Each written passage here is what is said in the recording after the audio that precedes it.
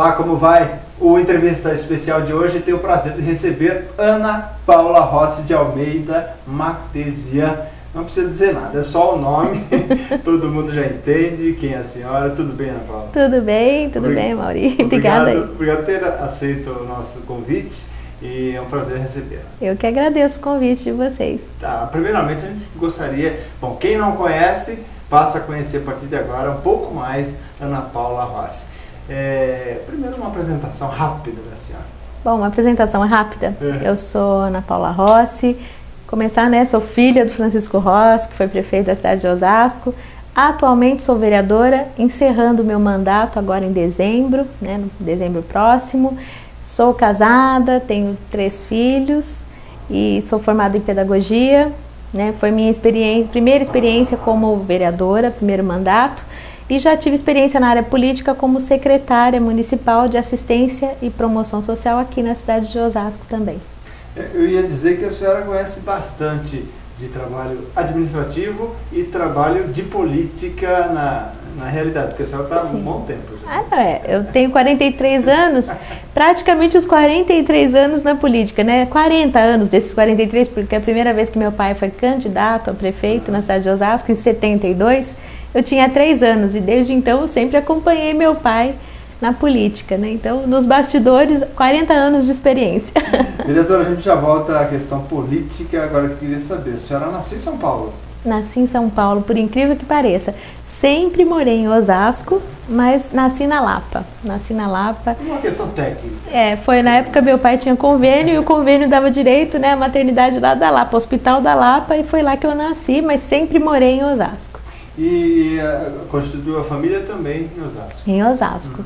Né, estudei aqui, né, assim, fiz faculdade em São Paulo, na Campos Sales, de pedagogia, mas toda a minha vida profissional sempre foi na cidade de Osasco. Eu trabalhei no Bradesco, né? Acho que difícil achar um osasquense que não tenha trabalhado no Bradesco.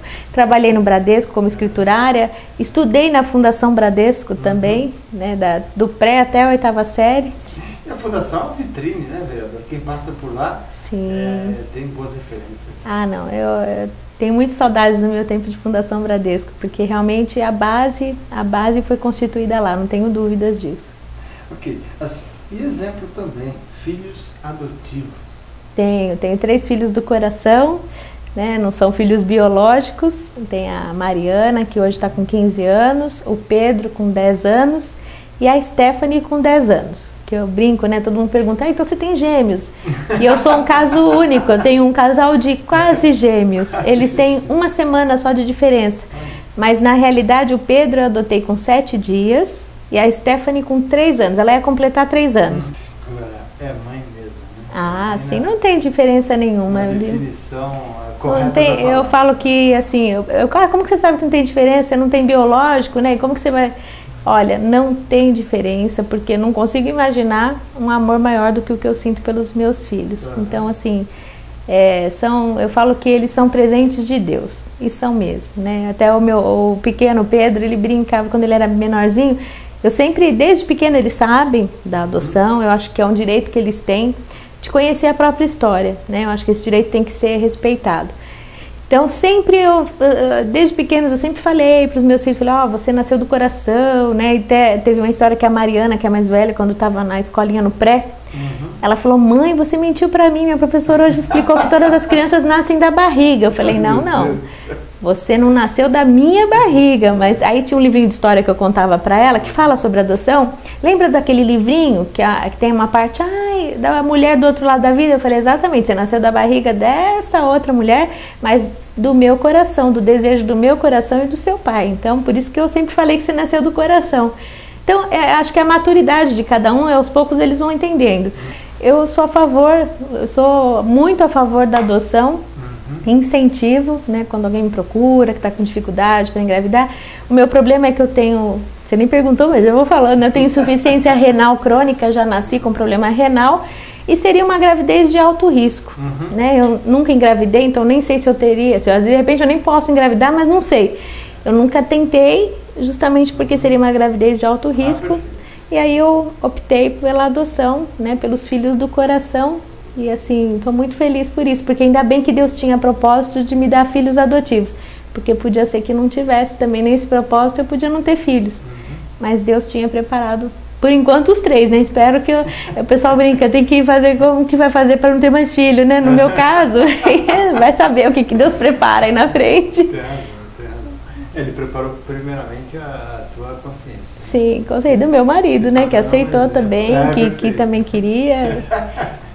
Mas é isso. Já que a senhora falou em adoção, temos 2 minutos para fechar o bloco, eu queria saber, nos teus processos, eles foram fáceis, os processos? E como que é normalmente essa questão da adoção? Não é um processo simples, né? Assim, eu brinco que são partos fórceps, né? Porque eu falo como mãe adotiva, então assim, a angústia que a gente passa, porque uma coisa quando você está grávida, seu bebê está ali, você está gerando o seu bebê, ele é seu bebê, a hora que nascer está ali, né? Agora o adotivo não, você entra com um processo de adoção, você vai ser avaliado, você vai passar por todo um processo de avaliação. O meu caso, na época em que eu adotei, foi os 2 primeiros processos intuito persona. Foi uma adoção que hoje não é bem vista, os juízes, a maioria não aceita, que é uma adoção dirigida. A mãe biológica dirige a criança para aquele casal. Então, tem juízes que não aceitam, hoje a maioria não aceita, mas na época foi dessa forma. É legal, eu passei pela vara da infância, passei pelas avaliações, foi através de um juiz também, não tem nada de ilegal. Mas hoje ela não é tão aceita, mas foi a intuito persona, tanto a Mariana, que eu adotei com 2 dias, o Pedro com 7, e já a Stephanie foi um outro processo que ela estava abrigada, então foi um processo diferenciado, porque ela já estava no abrigo, tudo, ainda não estava destituído o poder familiar, foi um processo um pouquinho diferente, mas todos são assim, desgastantes emocionalmente. Mas eu não sei, eu acho que vale a pena.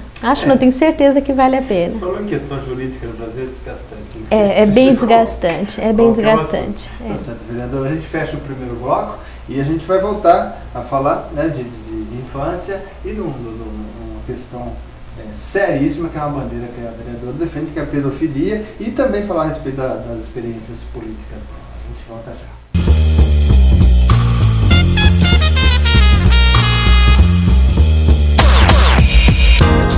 O Entrevista Especial volta com a convidada Ana Paula Rossi de Almeida Martesian, vereadora, política e mulher de comunicação também, que você já tem um programa na Rádio Difusora, Nova Difusora aí. Isso, tenho. Agora eu estava afastada por conta do período eleitoral, mas pretendo assim que possível retomar o programa, porque eu brinco que o microfone, houve uma época na minha vida que eu não podia nem ver o microfone. Eu trabalhava só nos bastidores da campanha, mas colocava um microfone ou um gravador para gravar alguma coisa, eu ficava muda, eu tinha pavor de microfone.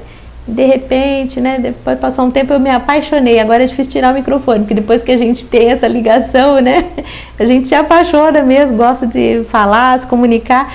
E eu tô nessa fase, mas já tive uma fase em que eu tinha verdadeiro horror aos microfones, eu não falava, parece mentira, mas é verdade, é verdade. E quem já te ouviu sabe que a senhora está no lugar certo. Obrigada. Eu acho que assim, rádio e televisão, se dá bem quem fala com o coração, né? Coloca para fora aquilo que está sentindo, pelo menos o que está querendo falar, né? Porque às vezes aquela coisa muito metódica, muito técnica, isso aí também não passa bem. Pode ser, porque na verdade eu não tenho formação nessa área, né? Nunca fiz nenhum curso. Mas tua voz é mas nunca fiz nenhum curso, nada. Assim, talvez pelo fato, eu já fui professora, né? Eu fiz magistério, depois fiz pedagogia.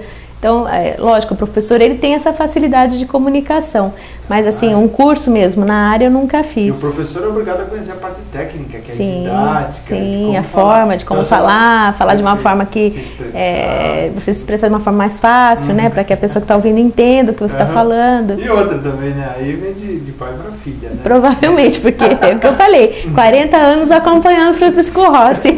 Isso é verdade. Eu queria saber, Francisco Rossi, o que a senhora herdou de melhor que ele tem e o que a senhora acha assim, que é alguma coisa que fala assim, puxa, eu tive que herdar isso dele?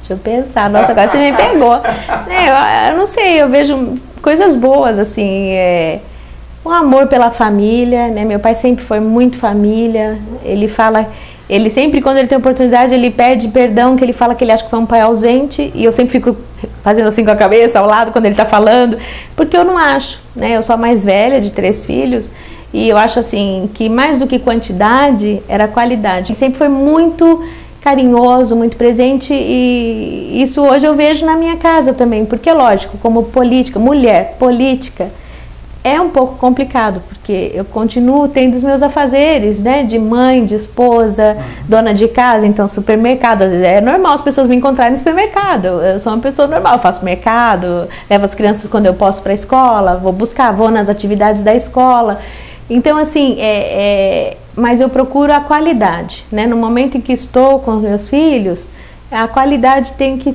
ser muito boa dessa presença, tudo, porque a quantidade realmente deixa um pouco a desejar. Eu enxergo que ele sempre conseguiu conciliar essa situação, né, a política que exige muito da pessoa, né, o homem público, a mulher pública, ela é muito exigida, eu vejo hoje, porque na época dele não tinha redes sociais.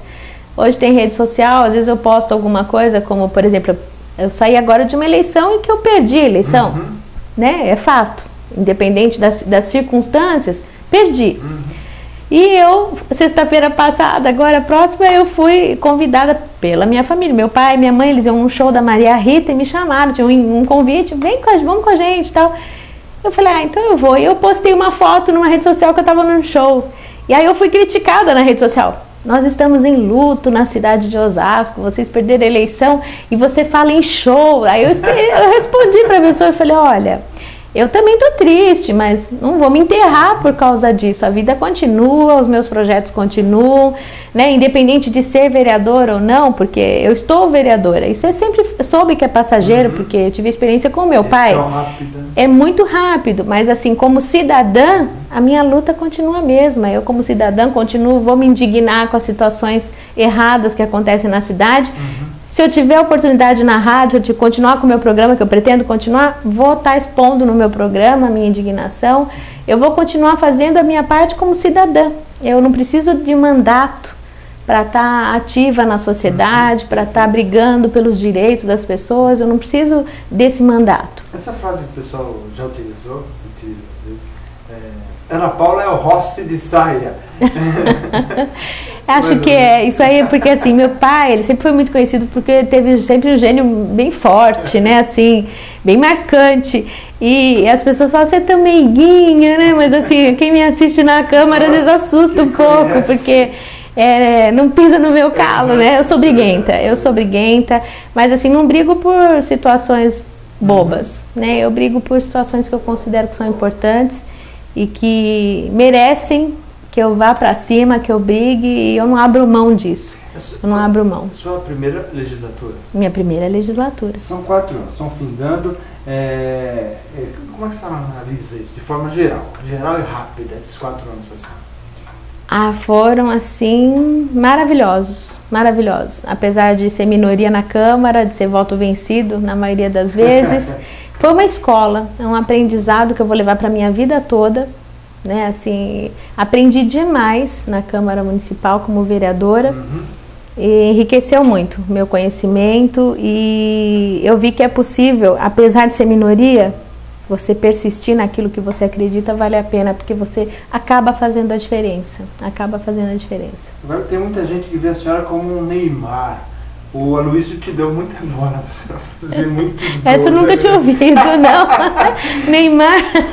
Não, assim, na verdade, eu costumo. Até falei já isso para o próprio Aloysio Pinheiro, que eu respeito, meu colega na Câmara, né? Tive muitas discussões com ele. Mas assim, às vezes eu dizia para ele, falava, às vezes eu tô quieta, eu tô sentada, eu tô zen, né? Eu tô tranquila ali, caladinha, mas você fala alguma coisa que me obriga a ir pro microfone, porque eu não aguento ouvir calada. Se eu tiver oportunidade, eu vou responder à altura, sim, ainda mais quando for algum assunto que eu domine, que eu sei que tá errado, que não é aquilo, exatamente aquilo que tá distorcido, eu vou rebater. Então, por isso que ficou muito assim, o Aloysio, ele, a princípio, ele era o representante do prefeito na Câmara, o líder do prefeito, então, geralmente, os meus embates eram com o Aloysio. Depois que ele assumiu a presidência, amenizou um pouquinho, mas a princípio foi muito com a Aloysio por essa questão, não era pessoal, né? É profissional. Mas guardou algum remorso por ter batido tanto nele? Não, eu bateria de novo, do mesmo jeito, Viu, Aloysio? Não vai ter jeito, não. Faria da mesma forma, se desse até um pouquinho pior. Até porque o Aloysio, eu acho que muita gente fala que ele entrou para a história, porque ele foi o primeiro presidente, pelo menos conhecido, presidente de Câmara, que não se reelegeu. É um mistério, né? É um mistério, porque realmente a posição, né, de presidência da Câmara, geralmente ela dá mais destaque, né? Seria um fato... Vira o prego, né? O pessoal tá com o martelo na mão. Então, agora, sei lá, é um mistério. Acho que o PT tem que avaliar, porque na verdade, apesar de terem ganho, entre aspas, a Prefeitura de Osasco, porque na verdade eles comemoram o vice-campeonato, né? Eles comemoram o vice-campeonato, porque ele foi vice-campeão, mas levou. Mas como enfim, é que se leva uma decisão com 25% da vontade popular? Eu acho que a legislação no nosso país ela tem que ser revista, na minha opinião, tem que ser revista.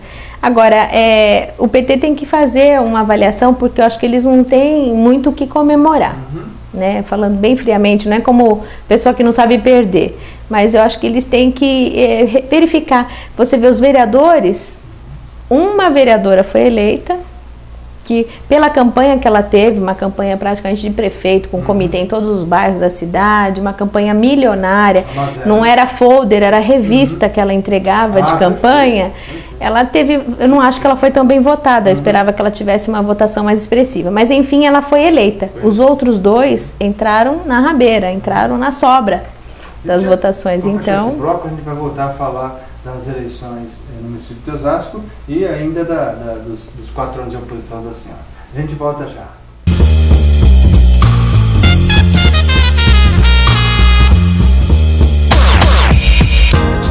Voltamos a falar com Ana Paula Rossi de Almeida Magdesian, vereadora, uma mulher pública, uma pessoa pública e das mais aclamadas, né, e que faz a gente assim, arrepiar nas discussões na Câmara. Foram quase 4 anos, porque ainda não terminou a legislatura, quase 4 anos aí de intensos debates, né, e por causas nobres, né, vereadora? Eu optei por um mandato independente, assim, de posição independente a princípio. Eu fui eleita pelo PMDB. E desde o início eu dizia, não vou ser nem oposição, mas também não vou ser da base do prefeito. Eu quero ter o direito de defender o meu ponto de vista, defender o que eu considero que é melhor para a cidade de Osasco, né? Resumindo, um termo meio chulo, mas assim, não ter o rabo preso. Ter liberdade de atuação. E a senhora estava sendo ética, né? Porque a senhora trabalhou na administração do Celso, administração do Emílio. Nunca neguei isso. Então, assim, conheci bem as duas administrações. Né? Até teve uma tentativa de quererem dizer, pô, você foi secretária do Emílio? Fui mesmo. Isso é público, né? Não é um segredo. E faz parte do meu currículo, inclusive. Né? Agora, não é porque eu fiz parte da administração dele que eu vou admitir as coisas que eu considero que estão erradas, né? Isso não me obriga agora a dizer amém para as coisas que eu vejo que estão erradas na cidade e que não só eu, a própria população demonstrou isso nas urnas, né? Voltando às eleições, o Lapas foi eleito prefeito, vai assumir como prefeito de Osasco, eu respeito isso, mas a realidade é que ele não foi escolhido pela maioria. Ele não foi aceito pela população. Não, o governo do PT na cidade de Osasco não foi aprovado. De quem foi a culpa? Não foi aprovado. Foi do PSDB? Da eleição, entre aspas, do... Na verdade, as pessoas têm falado que o PSDB entregou de bandeja e tal. Eu considero que a falha é da legislação eleitoral. Porque eu fui candidata a vice com o Dr. Celso Gílio. E o que aconteceu foi, as pessoas falam, o Dr. Celso enganou a população. Ele não enganou a população. Em sã consciência, que candidato que sai para disputar uma eleição, achando que o risco real dele perder, dele não poder assumir, dele ser impugnado, ser indeferido. Né? Porque você gasta dinheiro, você gasta a parte emocional, física, é um desgaste geral. Né? Então, assim... ele acreditou na absolvição em Brasília. O que houve, na verdade, ele estava apto no dia da eleição, né? Eu votei 45 e eu vi ali a foto do Dr. Celso, vi minha foto.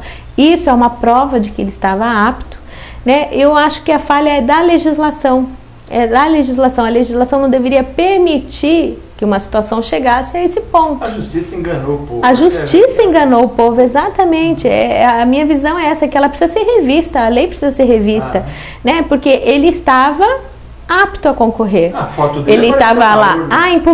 impugnado com recurso. Então você entrava no site do TSE, você ia ver, impugnado com recurso, apto.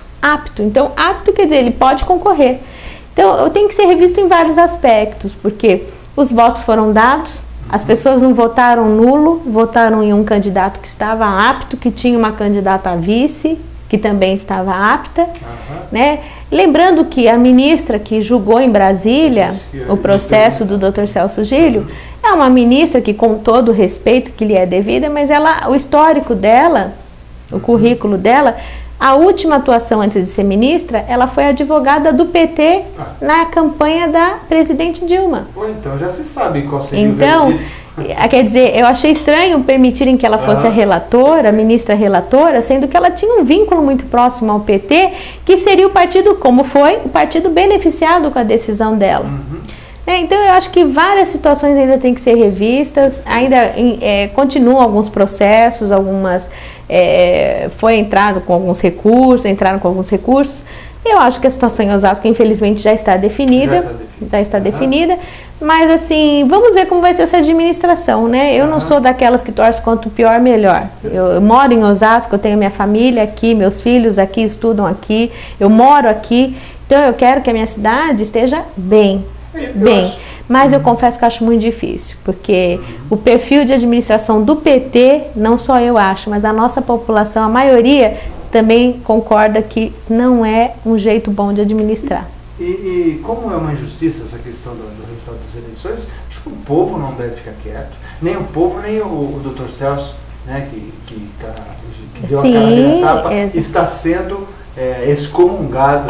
Porque existe toda uma campanha dos outros partidos, inclusive, que foram bancados pelo PT, porque isso estava muito claro, né? Os outros candidatos que disputaram a eleição em Osasco foram bancados, né, em off pelo PT, não tenho dúvidas disso. E agora vem posar de salvador da pátria, de que vamos fazer um movimento e tal. Eu não gosto dessa parte demagógica da política. Né? Eu acho que a gente tem que ser transparente. Eu acho que o povo está cansado de demagogia e não cai mais nessa. Ironia. Então eu acho que tem que ser, você tem que ser honesto com as pessoas. Né? Eu tenho que ser honesto. Eu acho que é isso que a política hoje requer. Pessoas honestas, pessoas corretas. Então eu não sou a favor eu sou a favor de um movimento popular, mas não de uma manipulação política. A pessoa querendo tirar dividendos políticos. Né, eu acho isso assim muito baixo, na minha opinião. Eu não me aproveitaria dessa situação para querer tirar dividendos políticos. Eu acho isso muito mesquinho, um comportamento muito mesquinho. Bom, já que a justiça quis, então o PT continua administrando Osasco e a população, ou pelo menos a grande maioria, que acompanha esse novo mandato do PT. Lembrando que o mandato, como eu disse, não é eterno. Passa muito rápido, nós teremos 4 anos, mas daqui a alguns anos a gente já vai ter novas eleições.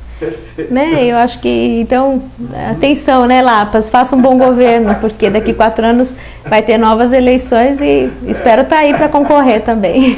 O ruim de uma sociedade é que, assim, de uma democracia, que todo mundo pode votar, dar seu, da sua palavra, o seu voto, mas depois paga-se todo mundo junto. Isso é duro, essa parte difícil. Ainda mais no fato aqui, né, nós ganhamos e não levamos, porque na verdade o Dr. Celso ganhou a eleição, ele teve quase 150 mil votos, ele foi o mais votado, ele foi o escolhido pela maioria, mas infelizmente, por conta dessa falha, que eu considero uma falha da legislação, nós ganhamos e não levamos.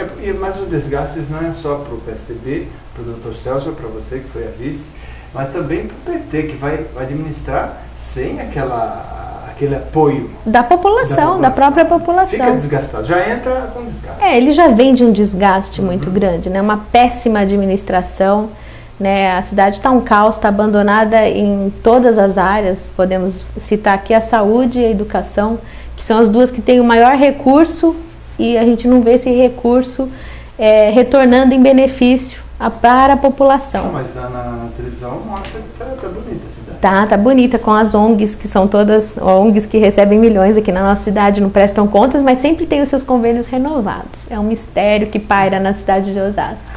Vereadora, a gente vai voltar para falar de mais coisas, a gente tem pouco tempo, infelizmente, né? Passa rápido. Eu queria falar sobre uma bandeira rapidamente. Sobre a pedofilia, uma bandeira que a senhora ergueu, merecidamente, com a sua luta, e tem dado bons resultados na região. Na verdade, os resultados são pequenos, né? Não são assim resultados que a gente possa considerar, poxa, que bom, está sendo resolvido esse problema do abuso sexual das crianças e adolescentes.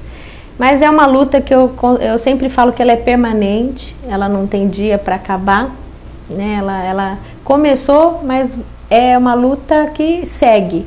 Independente, como eu disse também, ela não depende do meu mandato, né? Eu tenho feito palestras, tanto que eu não faço só na cidade de Osasco, eu já fui para cidades do interior de São Paulo, já fui chamada, cidades aqui da região, inclusive estive em Caieiras, que por coincidência vocês também que faziam a transmissão na época, não sei se ainda continua, da TV Câmara, fui convidada em Caieiras, estive em várias cidades da região, levando essa discussão, essas palestras assim, de conscientização sobre essa questão do abuso sexual de crianças. E, independente de estar como vereadora, eu vou continuar atuando. Quando eu for convidada, já me coloco aqui à disposição, convidada para falar sobre o tema, para estar palestrando, eu estou à disposição. Como eu disse, como cidadão, todos nós temos responsabilidades com relação às nossas crianças, né? E, infelizmente, é um tema muito presente ainda, essa questão do abuso sexual, faz parte do nosso dia a dia. Né? Não só da cidade de Osasco, mas de todas as famílias. É um tema que as pessoas detestam falar sobre ele, ninguém fala com prazer sobre esse tema, mas se faz necessário discutir para, inclusive, alertar as nossas crianças para que elas possam aprender a se defender e pedir socorro quando necessário. É um tema triste, né? Pesado, difícil. Sério, pesado, mas tem pessoas com garra para defender, tem que ser debatido contra esse mal. Tem que ser debatido. Vereador, obrigado pela tua presença. Eu gostaria de encerrar a entrevista, assim, colhendo da senhora uma opinião sobre como se vive feliz profissionalmente, como cidadão, como pessoa, na tua como viver feliz? É um desafio diário viver feliz, né? Porque, assim, eu acho que você confiar em Deus, né? Eu digo que vou dar um exemplo, né, recente dessa eleição, né? Lógico que eu fiquei triste, perdi a eleição, mas eu estou em paz. Eu acho que você estar em paz é um dos segredos para você ser feliz. Você ter consciência de cumprir a tua parte, de fazer a tua parte, dar o teu melhor, é um dos caminhos para a felicidade, porque você consegue deitar e dormir em paz e falar, não, a minha parte eu fiz. Se não deu certo, foi permissão de Deus. Eu sou cristã, né? Eu sou evangélica e eu creio muito que Deus sempre tem o melhor para todos nós.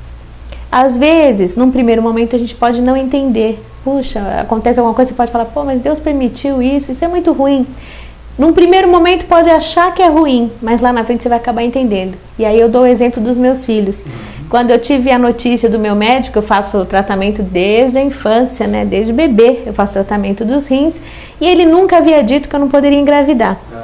Quando eu casei, completei 1 ano de casada, eu procurei ele, que ele falava que quando eu decidisse engravidar, eu tinha que avisá-lo. E eu procurei com 1 ano de casada e falei, decidi engravidar. Aí ele me deu a notícia, falou, você não pode, porque é gravidez de alto risco. Fiquei triste, mas eu digo que quem é cristão fica triste só o suficiente, meu pai sempre fala isso. Fiquei triste, falei, bom, então peraí, já vou adotar, já vou procurar quais são os meios para adotar, eu vou ter filhos adotivos do coração, né? Então, aquilo que num primeiro momento foi motivo de tristeza, puxa, como que Deus fez isso? Meu pai, que era cristão também, convertido primeiro que eu, meu pai, minha mãe, eles ficaram arrasados, porque para o pai é sempre mais difícil ver um filho sofrer, e eles ficaram com a fé abalada, porque eles falavam, como que Deus permitiu isso? Ela gosta tanto de criança, não pode engravidar? E aí depois, olha só o presente que Deus tinha reservado para nós, né? A Mariana, o Pedro e a Stephanie. Olha como, então, os planos de Deus são perfeitos para a gente, às vezes a gente não entende. Então, acreditar e confiar que Deus quer o melhor é o segredo da felicidade, na minha opinião.